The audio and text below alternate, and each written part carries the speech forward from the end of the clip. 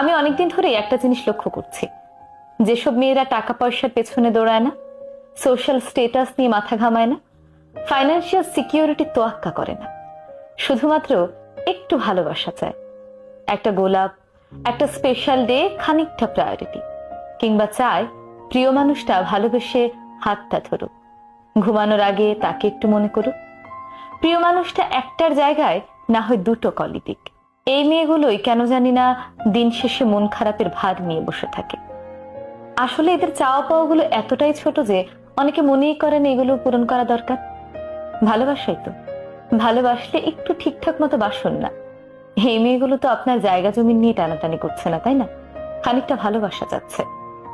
আপনার প্রিয় মানুষটা কষ্ট পায়, লো ফিল করে।